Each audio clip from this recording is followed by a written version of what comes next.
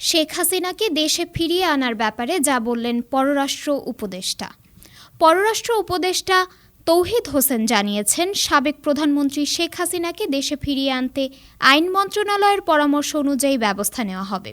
রোববার পররাষ্ট্র মন্ত্রণালয়ের সাংবাদিকদের উদ্দেশ্যে করা এক ব্রিফিংয়ে তিনি একথা বলেন। পররাষ্ট্র উপদেষ্টা আরও বলেন, শেখ হাসিনাকে ফিরিয়ে আনার বিষয়ে আইন মন্ত্রণালয় কিছু বললে পদক্ষেপ নেবে পররাষ্ট্র মন্ত্রণালয়। বাংলাদেশের মানুষ যেন ভাবে ভারত আমাদের বন্ধু, এই কাজে দিল্লিও সহযোগিতা করবে ঢাকাকে।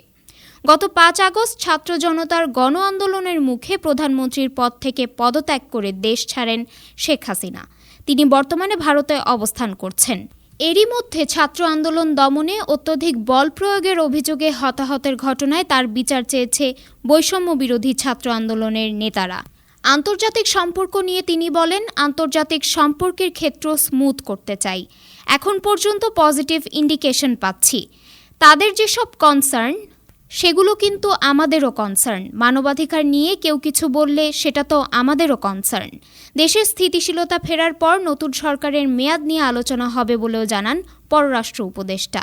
তিনি বলেন, নির্বাচনের মাধ্যমেই এই সরকার ক্ষমতা হস্তান্তর করবে, এর কোনো ব্যতিক্রম হবে না।